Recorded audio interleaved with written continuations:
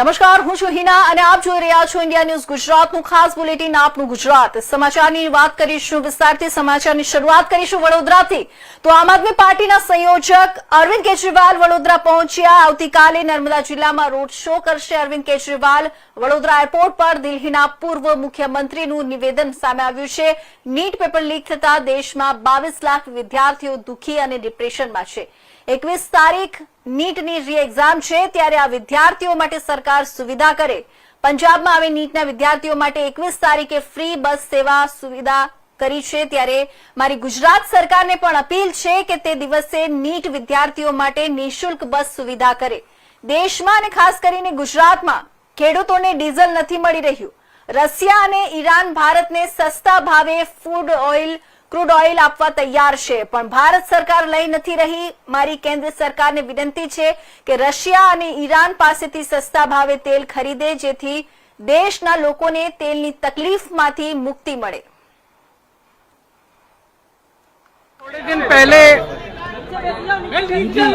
अभी थोड़े दिन पहले नीट के पेपर लीक हो गए थे. देश में 22 लाख बच्चे उससे प्रभावित हुए हैं.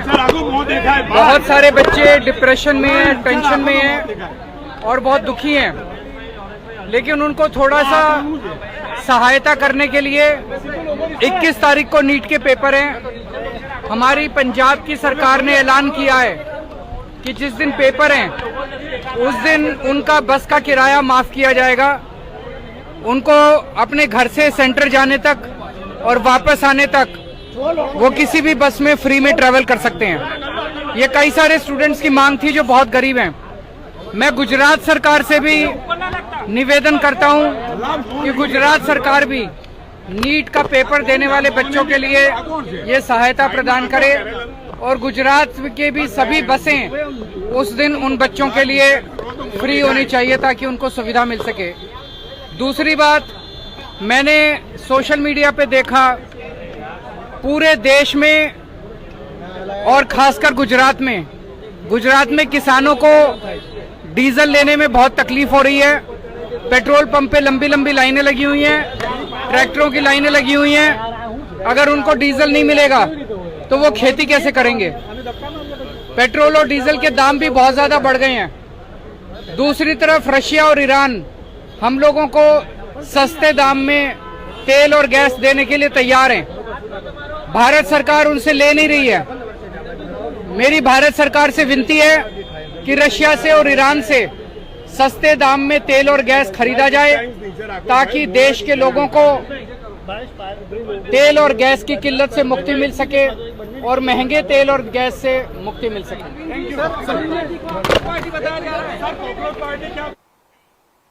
હવે સમાચારમાં આગળ વધીએ અને વાત કરીએ તો ગુજરાત સાયબર ક્રાઇમ સેલે 226 કરોડ રૂપિયાથી વધુના આંતરરાષ્ટ્રીય ટેરર ફંડિંગ અને ડ્રગ્સ નેટવર્કનો પર્દાફાશ કર્યો છે, જેમાં હમાસ અને બ્રિટનના ડ્રગ્સ માફિયાઓ સાથે સીધો કનેક્શન ખુલ્યું છે.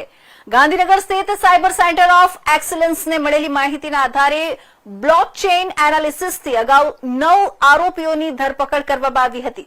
હવે આ જ કેસમાં મુખ્ય આરોપી ગુલામ અલી ઇમ્તિયાઝ અહેમદ કુરેશીની અમદાવાદના મિર્ઝાપુર વિસ્તારમાંથી ધરપકડ કરવામાં આવી છે. કુરેશી છેલ્લા 1.5-2 વર્ષથી રાજસ્થાનના ઉદયપુરમાં છુપાઈને નામ બદલીને રહેતો હતો.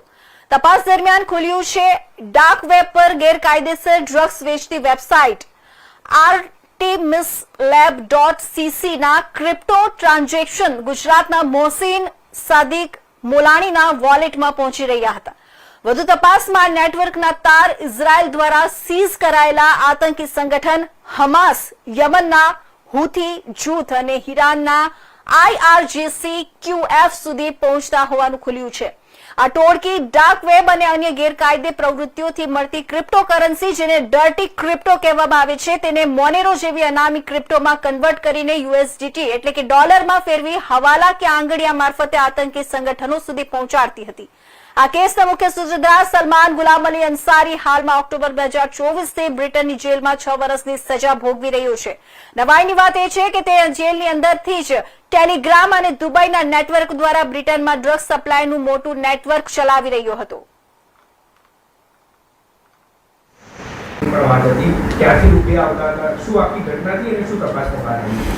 આ ગુનાની જો વાત કરીએ તો સેન્ટર ઓફ એક્સેલન્સ દ્વારા જે આ ક્રાઇમ શોધી કાઢવામાં આવ્યું છે એમાં રિગરસ તપાસ ચાલી રહી છે. જેમ મેં લાસ્ટ ટાઈમ જણાવ્યું હતું કે અલગ અલગ 6 ટીમો કાર્યરત છે. એ પૈકી એક ટીમને એક સફળતા પ્રાપ્ત થઈ છે કે આ ગુનામાં ગુલામ અલી કરીને એક અન્ય ઈસમની ધરપકડ કરવામાં આવી છે. આ ગુલામ અલીની હકીકત એ પ્રકારની છે કે સલમાન અને નાવેદ જે અગાઉ પકડાયેલા આરોપીઓ હતા એના સ્ટેટમેન્ટમાં ફલિત થયું હતું કે ગુલામ અલી એક ઓફિસ રાખી અને USDTનું કરતો હતો અને તે લોકો સાથે જોડાયેલો હતો. એ ઇનપુટના આધારે અમારી ટીમે ટેકનિકલી આઈડેન્ટિફાઈડ કર્યું કેમ કે ગુલામ અલી 2 વર્ષથી અમદાવાદ છોડીને ક્યાંક જતો રહ્યો હતો જે કોઈને ખબર નહોતી. સો ઉદયપુર જઈ અને એણે પોતાનું ફરીથી ક્રિપ્ટોનો કારોબાર શરૂ કરેલો.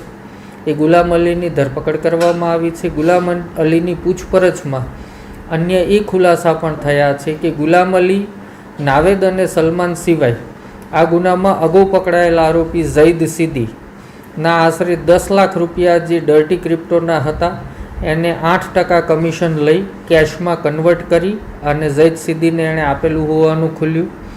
ત્યારબાદ ટેકનિકલ એનાલિસિસ કરતાં ગુલામ અલી જે વોલેટ વાપરે છે ક્રિપ્ટોનું એ એના પિતાના નામે છે. એ ક્રિપ્ટો વોલેટનું એનાલિસિસ જ્યારે કરવામાં આવ્યું ત્યારે ધ્યાન પર આવ્યું કે જે NBCTF ઇઝરાયલ દ્વારા જે માર્ક કરેલા ક્લસ્ટરમાંથી જે પૈસા આવતા હતા ઝૈદ સિદ્દીને એ જ વોલેટમાંથી ગુલામ અલીના પિતાના નામના વોલેટમાં પણ એ સમયે 43 લાખ રૂપિયા જેવી મોટી રકમ આવેલી. હવે આપણે વાત કરીશું સાબરકાંઠાની. તો સાબરકાંઠા જિલ્લાના વિજયનગર તાલુકા પંચાયતની ચિતરિયા બેઠક પર આજે મતદાન પ્રક્રિયા યોજાઈ હતી. સવારે 7 વાગ્યાથી 11 વાગ્યા સુધીમાં કુલ 2229 મતદારોએ પોતાના મતાધિકારનો ઉપયોગ કર્યો છે. આ બેઠક માટે કુલ 6 મતદાન મથકો પર 3 મહિલા ઉમેદવારો વચ્ચે ચૂંટણી યોજાઈ રહી છે. ભાજપ, કોંગ્રેસ અને અપક્ષ ઉમેદવાર વચ્ચે કડક સ્પર્ધા જોવા મળી રહી છે. કુલ 4964 મતદારો મતદાન કરશે. માહિતી મુજબ અગાઉ સામાન્ય ચૂંટણી દરમિયાન ભાજપની મહિલા ઉમેદવારના અવસાનને કારણે આ બેઠકની ચૂંટણી મોકૂફ રાખવામાં આવી હતી. વિજયનગર તાલુકા પંચાયતની કુલ 18 બેઠકોમાંથી ભાજપ પાસે 9, આમ આદમી પાર્ટી પાસે 3 અને કોંગ્રેસ પાસે 5 બેઠકો છે. હવે ચિતરિયા બેઠકનું પરિણામ કઈ તરફ જાય છે તે પર સૌની નજર ટકી છે.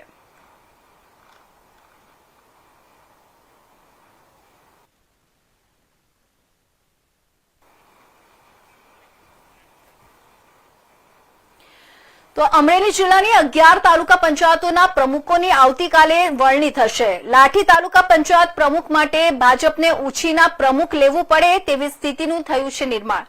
લાઠી તાલુકા પંચાયતમાં 10 ભાજપ, 4 આપ અને 2 કોંગ્રેસ સભ્યો થયા છે વિજેતા.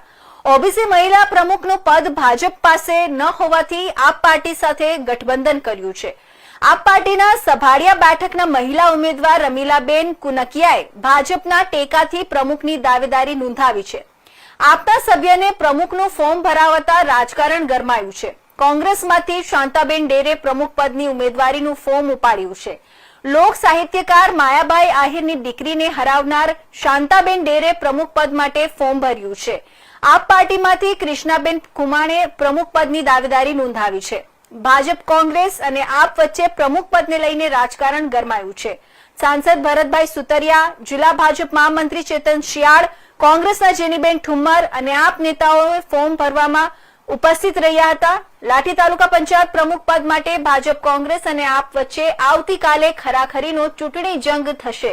આપ પાર્ટીના મહિલા સદસ્યએ ભાજપ હાઈજેક કરીને લાવ્યા હોય તેવું આપ પાર્ટીના મહામંત્રીનું નિવેદન છે. હું SM ઝાલા, તાલુકા વિકાસ અધિકારી લાઠી.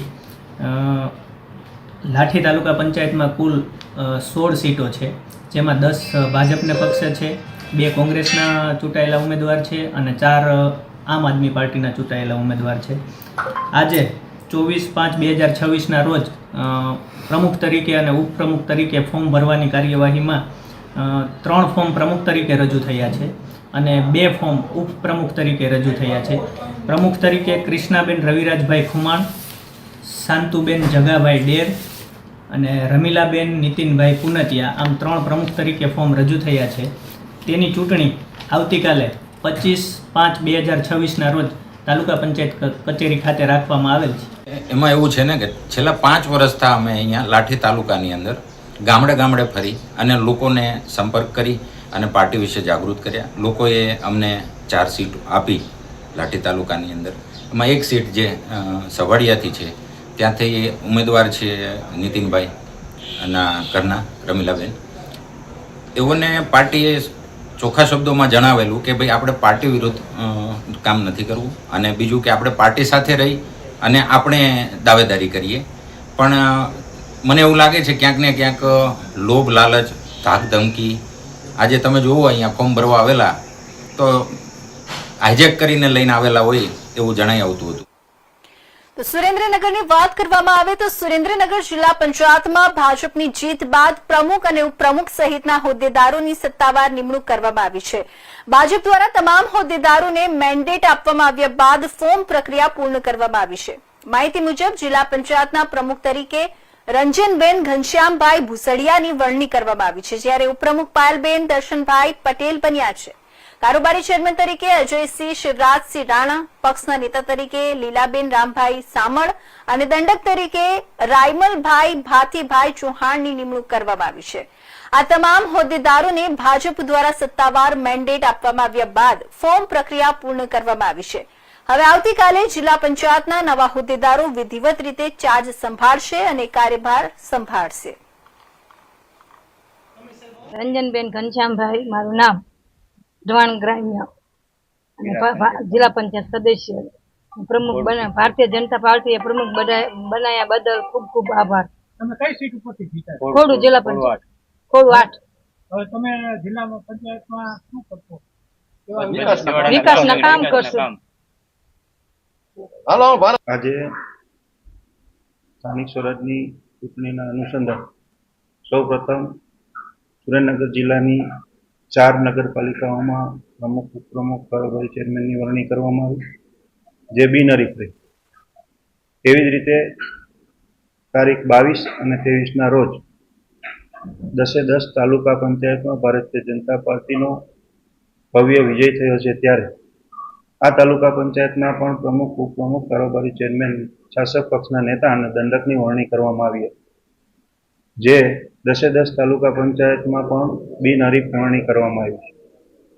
એવી જ રીતે આજે સુરેન્દ્રનગર જિલ્લા પંચાયતનું પ્રમુખ, ઉપપ્રમુખ, કારોબારી ચેરમેન, શાસક પક્ષના નેતા તેમજ દંડકની નામોની જાહેરાત કરવામાં આવી છે અને પ્રમુખ અને ઉપપ્રમુખના ફોર્મો ભરવા માટે થઈને અમારા મહામંત્રી સાથે તમામ ઠેકેદાર લોકો આજે તો આ તરફ વડોદરામાં સ્વાદ રસિકોને કડવો અનુભવ થયો છે. શહેરના એક રેસ્ટોરન્ટમાં અનલિમિટેડ પિઝા ખાવા ગયેલા પરિવારને પીરસાયેલા પિઝામાં ફંગસ જોવા મળતા ભારે હોબાળો મચ્યો હતો. ઘટનાને લઈને ગ્રાહકોએ રેસ્ટોરન્ટ મેનેજમેન્ટ સામે રોષ વ્યક્ત કર્યો હતો અને આખરે પોલીસમાં રજૂઆત પણ કરવામાં આવી છે. સમગ્ર મામલે હવે ફૂડ સેફટી અને પોલીસ તંત્ર શું કાર્યવાહી કરે છે તે જોવાનું રહ્યું. વડોદરા શહેરમાં ફૂડ ક્વોલિટીને લઈને વધુ એક ચોંકાવનારી ઘટના સામે આવી છે. શહેરના એક જાણીતા રેસ્ટોરન્ટમાં અનલિમિટેડ પિઝા ખાવા ગયેલા પરિવારને તે સમયે આંચકો લાગ્યો હતો, જ્યારે પીરસવામાં આવેલા પિઝામાં ફંગસ જોવા મળી હતી. પરિવારના સભ્યોએ પિઝાનો ટુકડો ખાતા પહેલા તેમાં કાળા અને લીલા રંગના ડાઘ જેવા ફંગસ દેખાતા તરત જ સ્ટાફને જાણ કરી હતી. જોકે શરૂઆતમાં રેસ્ટોરન્ટ સ્ટાફ દ્વારા મામલો દબાવવાનો પ્રયાસ કરાયો હોવાના પણ આક્ષેપ કરવામાં આવ્યા છે. ઘટનાના પગલે પરિવાર તેમજ અન્ય ગ્રાહકોમાં ભારે રોષ ફેલાયો હતો. ગ્રાહકો દ્વારા રેસ્ટોરન્ટ મેનેજમેન્ટ સામે બેદરકારીના આક્ષેપો કરવામાં આવ્યા હતા. ગ્રાહકોનું કહેવું છે કે લોકોના આરોગ્ય સાથે સીધી ચેડા જેવી ગંભીર બેદરકારી સામે કડક કાર્યવાહી થવી જોઈએ. તુલસીધામની આગળ આવેલું પીઝીનોસ પિઝા છે. અમે 3 ફ્રેન્ડ્સ અહીંયા અનલિમિટેડ કોમ્બો માટે આવ્યા હતા. અમારી સાથે એક 4 વર્ષ ને એક 5 વર્ષનું બેબી અને બાબો હતા. અમે એમને પહેલાં ઇન્ફોર્મ કર્યું હતું કોલ્ડ સલાડમાં કે એની સ્મેલ આવે છે. અમને કીધું ચેન્જ કરી દઈએ છીએ, ચેન્જ કરી દીધું હતું. એના પછી પિઝા સ્ટાર્ટ કરવામાં આવ્યા તો પિઝા સ્ટાર્ટ કર્યા, થોડું રેગ્યુલર ગયું. એના પછી એક હાર્ડ પિઝા અમને સર્વ કર્યો. એનામાં એ જોયું ને તો નીચે ફંગસ હતી. તો મેં એમને ઇન્ફોર્મ કર્યું કે આ ફંગસ છે, તો એ ભાઈ મને એવું કહેવામાં કે સમજાવે છે કે ના ફંગસ નથી, આ ખરું ને પેનનું લાગેલું હોય છે. તો મેં એમને સમજાવ્યા કે ફંગસ અને પેનના લાગેલામાં બળી ગયું હોય ને એમાં ઘણો ડિફરન્ટ હોય જે અમને ખબર પડે છે.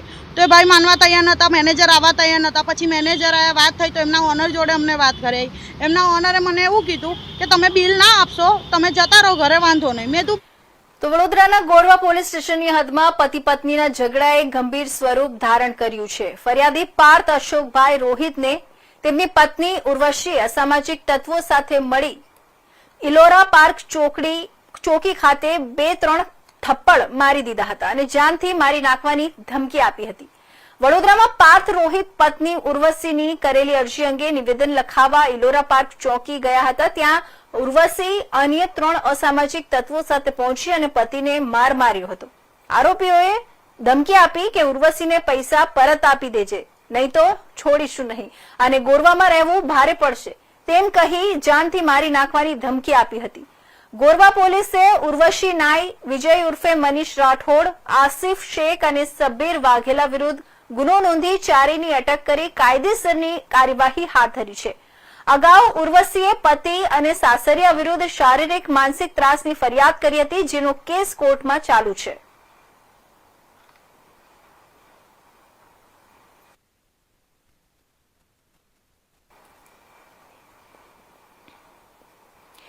સાબરકાંઠા જિલ્લામાં 8 તાલુકા પંચાયતોમાં પ્રમુખ અને ઉપપ્રમુખ પદ માટે ઉમેદવારી પ્રક્રિયા પૂર્ણ થઈ છે. ભાજપ અને આમ આદમી પાર્ટીના ઉમેદવારોએ પોતાના ટેકેદારો સાથે ઉમેદવારી પત્રો રજૂ કર્યા છે. હિંમતનગર તાલુકા પંચાયત માટે પ્રમુખ પદે નરેશભાઈ પરમાર અને ઉપપ્રમુખ પદે ઉષાબેન પટેલે ઉમેદવારી નોંધાવી છે. સ્થાનિક સ્વરાજ્યની ચૂંટણીના પરિણામ મુજબ જિલ્લામાં 7 તાલુકા પંચાયતોમાં ભાજપને બહુમતી મળી છે, જ્યારે પોશીના તાલુકા પંચાયતમાં આમ આદમી પાર્ટીની બહુમતી જોવા મળી છે. હવે આવતીકાલે ચૂંટણી અધિકારીની અધ્યક્ષતામાં સામાન્ય સભા યોજાશે, જેમાં સત્તાવાર રીતે પ્રમુખ અને ઉપપ્રમુખની વરણી કરવામાં આવશે. નમસ્કાર.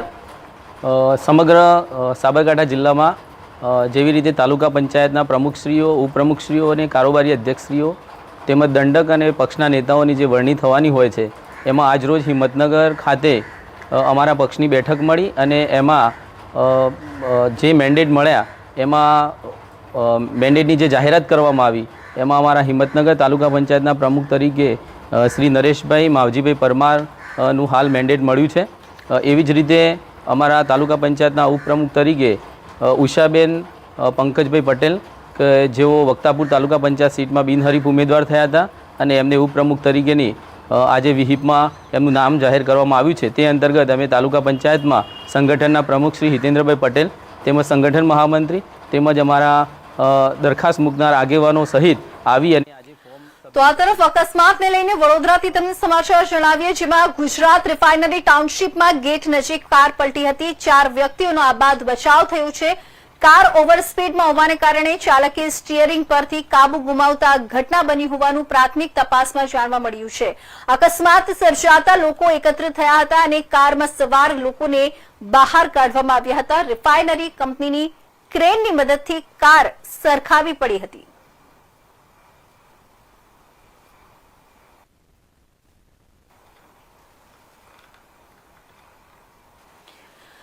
તો સાબરકાંઠા જિલ્લાના હિંમતનગર શહેરમાં ચોરીની ઘટના સામે આવી છે. ગાયત્રી મંદિર રોડ વિસ્તારમાં આવેલી અયોધ્યાપુરી સોસાયટીમાં બંધ મકાનને નિશાન બનાવી તસ્કરો દ્વારા ચોરી કરવામાં આવી હતી.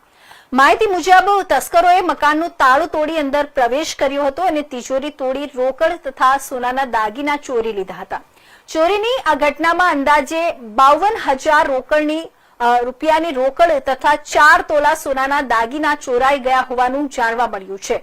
પાડોશીએ ઘટના જોઈ ઘર માલિક તેમજ પોલીસને જાણ કરી હતી. ત્યારબાદ હિંમતનગર એ ડિવિઝન પોલીસને માહિતી મળતા તાત્કાલિક કાર્યવાહી હાથ ધરવામાં આવી છે. હાલ પોલીસે આસપાસના સીસીટીવી ફૂટેજ અને અન્ય પુરાવાના આધારે તપાસ શરૂ કરી છે.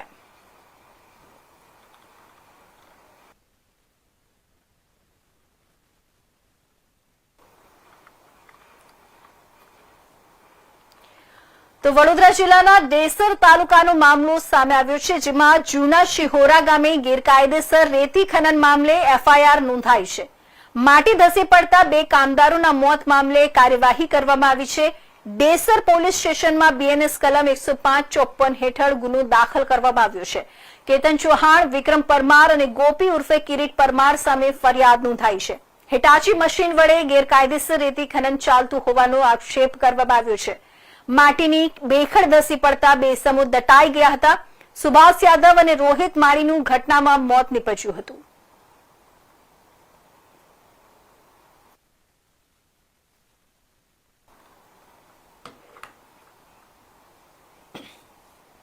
તો આ વાત કરીશું આપણે અમરેલીની. તો આરોગ્યલક્ષી સારવાર મોંઘી થઈ છે, ત્યારે અમુક જટિલ ઓપરેશનો આધુનિક મલ્ટી સ્પેશિયાલિસ્ટ હોસ્પિટલોમાં જ થતા હોય તેમાં અમરેલીના સાવરકુંડલા શહેરમાં ચાલતી નિઃશુલ્ક શ્રી લલ્લુભાઈ શેઠ આરોગ્ય મંદિરમાં 24 વર્ષીય મહિલાની જટિલ થાઇરોઇડની સર્જરી કરી મહિલાનો જીવ બચાવ્યો છે. આ છે સાવરકુંડલા શહેરમાં ચાલતી નિઃશુલ્ક શ્રી લલ્લુભાઈ શેઠ આરોગ્ય મંદિર. આ આરોગ્ય મંદિરમાં છેલ્લા 9 વર્ષથી નિઃશુલ્ક સેવાઓ દર્દી નારાયણને પૂરી પાડવામાં આવી છે. 2 દિવસ પહેલા સાવરકુંડલાના બગોયા ગામની એક મહિલા દર્દીને છેલ્લા 7 વર્ષથી ગળાના ભાગે થાઇરોઇડ ગ્રંથિમાં પીપળની કેરાનિશમાં કેન્સર પ્રકારની એક ગાંઠ હોય છે, જેમાં દર્દથી પીડાઈ રહી હતી અને નિઃશુલ્ક હોસ્પિટલમાં નિદાન બાદ સફળ surgery ENT surgeon doctor happy Patel દ્વારા કરવામાં આવી હતી. સર, મારું નામ છે કમલેશભાઈ નાનજીભાઈ સોલંકી, ગામ બગુયાના રહેવાસી. આશાબેન ચિરાગભાઈ સોલંકી મારા દીકરાના પત્ની છે. એને 7 વર્ષથી ગળામાં સોજો આવી ગયેલો હતો. લલ્લુભાઈ શેઠ હોસ્પિટલમાં બતાવ્યું અને ત્યાં સારવાર લીધેલી છે, ઓપરેશન કરેલું છે. તો અમને સારવાર સારી લાગી. ડોક્ટર સાહેબ હેપી પટેલ સાહેબની સારવાર સારી લાગી, સર્વર સ્ટાફની સારવાર સારી લાગી છે. તમને આ ઓપરેશન બહાર કરાવ્યું હોય તો કેટલું થાય? તો મફત થયું? 2 થી 3 લાખનો ખર્ચો થાય. એને બદલે મફત મફતમાં સારવાર મળી ગઈ છે. કેવી આ સુવિધા હોસ્પિટલની કેવી છે? સુવિધા બહુ સરસ છે. મારું નામ ડોક્ટર હેપી પટેલ છે. હું કાન નાક ગળાનો ડોક્ટર છું. હું લલ્લુભાઈ શેઠ આરોગ્ય હોસ્પિટલમાં ફરજ બજાવું છું. મારી પાસે તારીખ 20 મેના રોજ એક આશાબેન સોલંકી કરીને દર્દી આવ્યું હતું, જેને ગળામાં 7 વર્ષથી સોજાની તકલીફ હતી. અમે અહીંયા સોનોગ્રાફી કરાવીને જોયું તો દર્દીના જે થાઇરોઇડ ગ્રંથિ કહીએ એમાં ગાંઠ હોવાનું માલુમ પડ્યું. પછી અમે આગળ બીજા report CT scan, FNAC pathological report કરાવ્યા, જેમાં દર્દીને થાઇરોઇડ ગ્રંથિમાં ઝેરી ગાંઠ એટલે કે પેપિલરી કાર્સિનોમા ડિટેક્ટ થયું હતું. અને અમે દર્દીને 21 મેના રોજ ઓપરેશન માટે સમજાવ્યું હતું અને 21 તારીખના રોજ અમે દર્દીનું ઓપરેશન કર્યું. આ ઓપરેશન ઘણું જટિલ હતું, કારણ કે કેન્સરની ગાંઠ આવી હતી અને એકદમ ગાંઠ જે આપણે શ્વાસ નળીનો ભાગ કહીએ, જે સ્વરતંતુ કહીએ, એની આસપાસ ચોંટેલી હતી. લગભગ 5 કલાક જેટલું દર્દીને સર્જરી ચાલી હતી અને ઘણું સફળતાપૂર્વક ઓપરેશન આપણે કર્યું હતું. દર્દીની જે આખી થાઇરોઇડ ગ્રંથિ કહીએ, ટોટલ થાઇરોઇડેક્ટોમી ઓપરેશન કરીને આપણે આખી થાઇરોઇડ ગ્રંથિ બહાર કાઢી હતી. જેની સાથે સાથે આપણે આસપાસની જે લસિકા ગ્રંથિઓ એટલે કે જે લિમ્ફ નોડ કહીએ, એ પદાર નવ હોય, જે રિકરન્ટ લેરિન્જિયલ નવ, એ બંને બાજુએ આપણે સેફ રાખી હતી અને કોઈ નુકસાન થયું નહોતું. એટલે ઓપરેશન પછી બી દર્દીનો અવાજ ઘણો જ નોર્મલ હતો. આપણે 2 દિવસ દર્દીને ઓબ્ઝર્વેશનમાં રાખ્યું હતું અને દર્દીનો ગળામાંથી બગાડ કાઢવા માટે આપણે એક ડ્રેન મૂકી હતી, જે આજે આપણે દૂર કરી હતી. દર્દીને ઘણું જ સારું છે, એટલે આપણે આજે દર્દીની રજા પણ કરવાના છીએ. અને દર્દીને ખાવા પીવામાં ઓપરેશન પછી કોઈ તકલીફ નથી, દર્દીને બોલવામાં કોઈ તકલીફ નથી. ઓપરેશન પછી દર્દીનો અવાજ બી એકદમ નોર્મલ જ છે. આપણે લલ્લુભાઈ શેઠ હોસ્પિટલ જે તદ્દન નિઃશુલ્ક દરેક ઓપરેશન આપણે નિઃશુલ્ક રીતે કરતા હોઈએ છીએ. દર્દી પાસેથી કોઈ જ ખર્ચ લેતા નથી હોતા. બધા રિપોર્ટોથી લઈને દરેક વસ્તુ અહીંયા આગળ. તો આ હતા અત્યાર સુધીના મહત્વના ખાસ બુલેટિન. આપણું ગુજરાતના સમાચારો, નવા સમાચાર સાથે બસ આટલું જ. વધુ સમાચાર માટે જોતા રહેજો ઇન્ડિયા ન્યૂઝ ગુજરાત.